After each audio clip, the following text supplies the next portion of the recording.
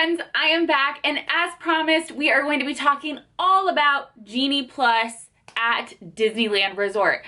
And before you run away, because it's Disneyland and not Walt Disney World, still stick around, because even though the attractions may not be the same, it still works the exact same way with a couple nuances, which I will talk about momentarily. So without further ado, let's get right into it.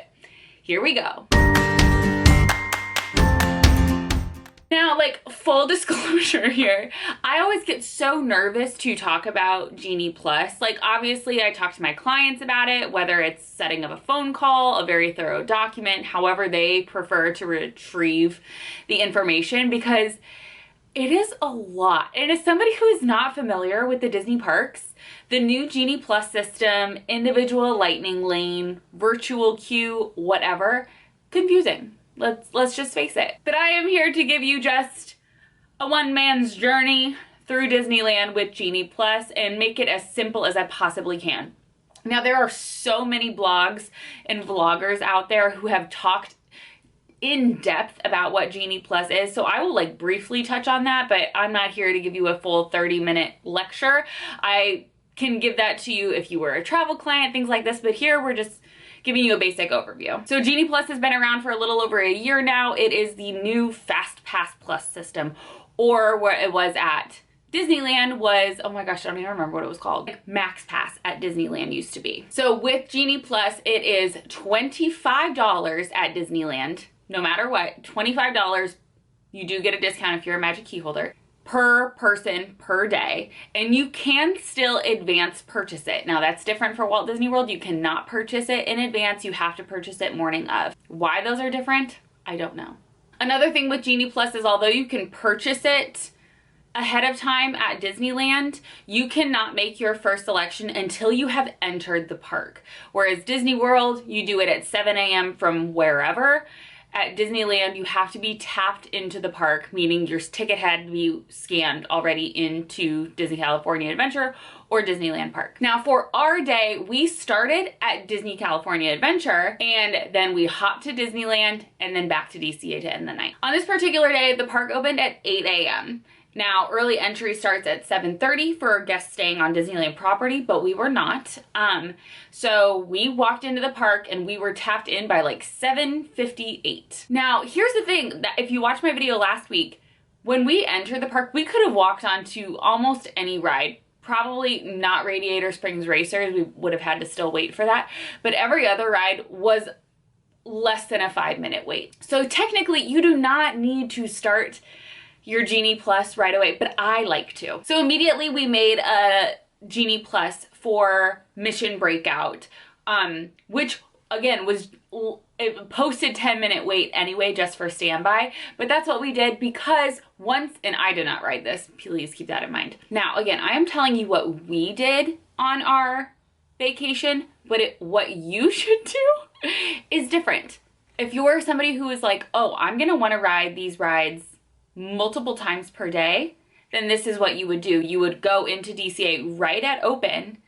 You would go from Guardians to Web Slingers to Incredicoaster, boom, boom, boom, less than 15-minute waits for all of them. And then you would start making your Genie Plus selections for when it's later in the day. But we didn't care. We just wanted to knock them out in the earlier day because we knew by the end of the day we were going to be tired.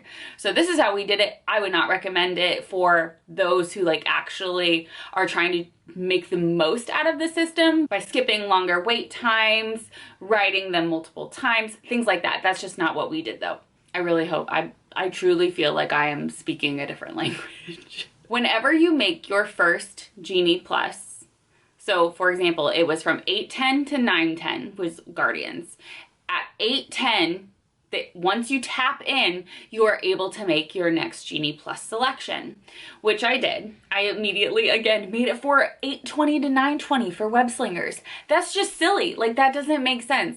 Because again, it was pretty much a walk-on for standby. So it didn't make sense for us to use it. But again, we were just gonna be one and done. We wanted to make sure we got everything done in the morning, which is fine. But again, I recommend going at rope drop, doing everything standby, and then starting to make your Genie Plus selections. The more you refresh your app, it will tell you the return times. So as you see, if they're starting to get later in the day, that's when you want to start making them. Again, after the first attraction, after you first tap in, you can make your next attraction. After that, it is either 2 hours or until the end of the time frame for your next selection, whichever time comes first. So say we tap into Web Slingers at 8:20, and then I make a selection for Incredicoaster for 9:15 to 10:15.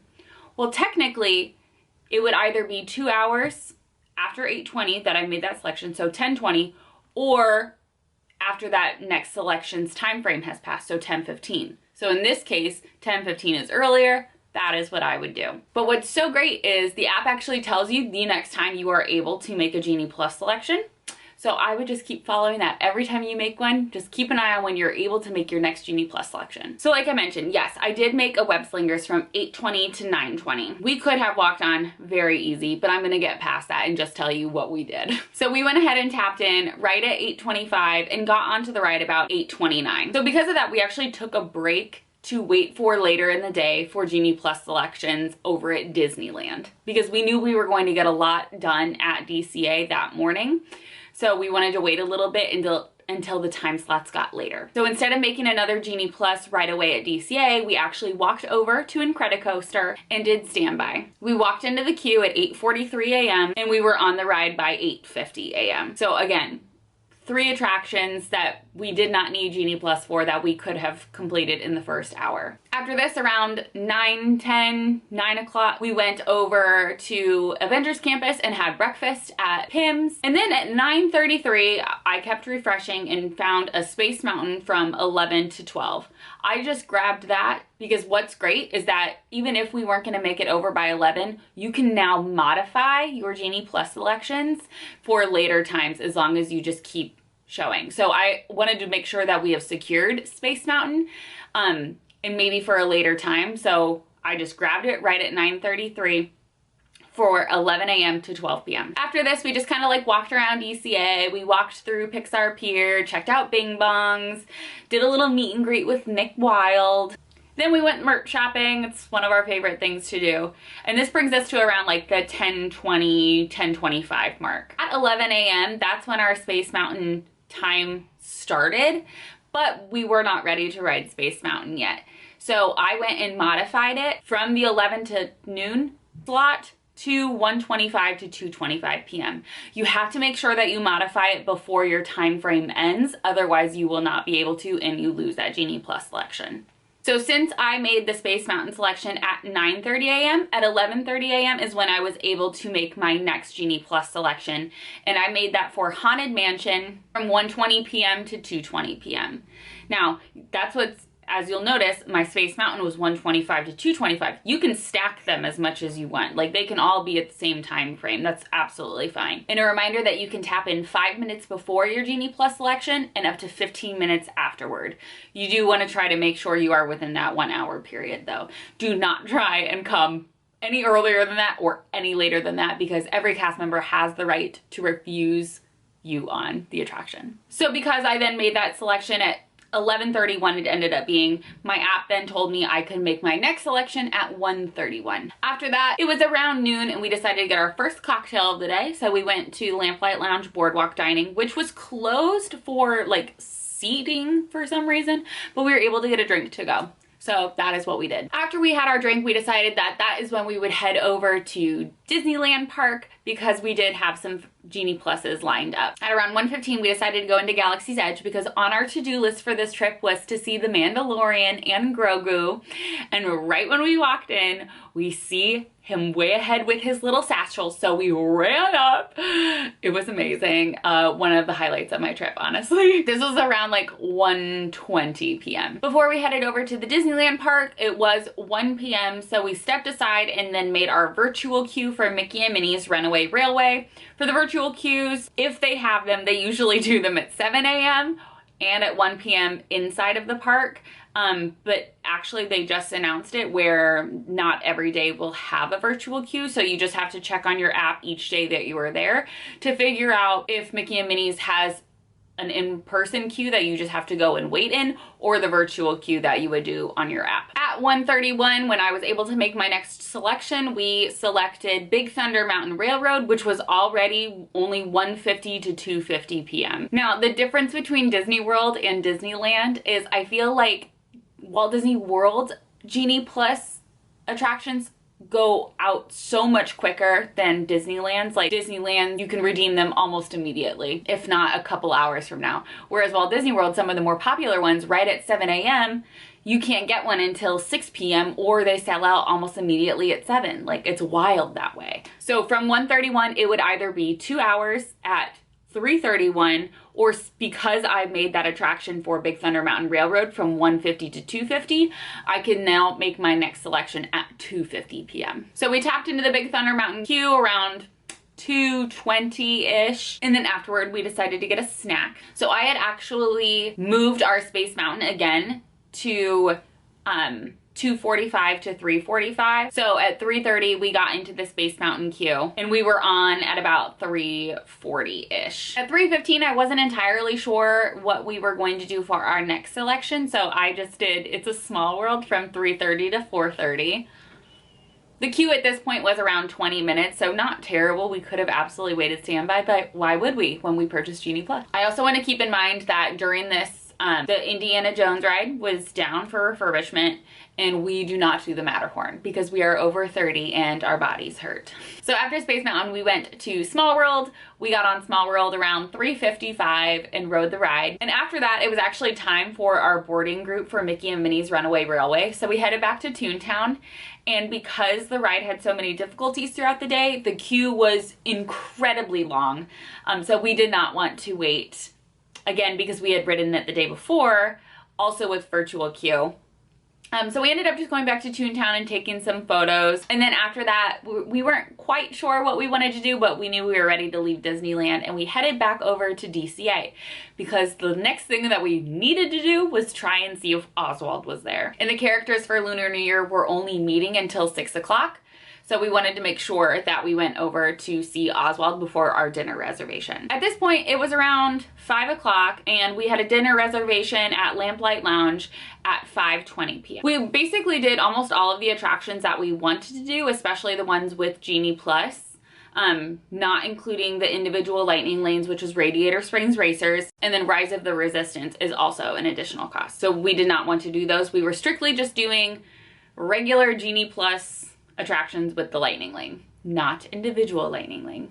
So confusing. So at 5 o'clock, I decided to make a Soarin' Around the World selection because why not? I really wish I would be there when they move it back to Soarin' over California, but alas, nope, not this time. But we made that from 6:10 to 7:10. About 5:33 is when we got to meet Oswald, which was really great, and that just made us just a teensy bit late for our dinner reservation, but that is absolutely fine. We ended up staying at Lamplight Lounge until around 7 p.m.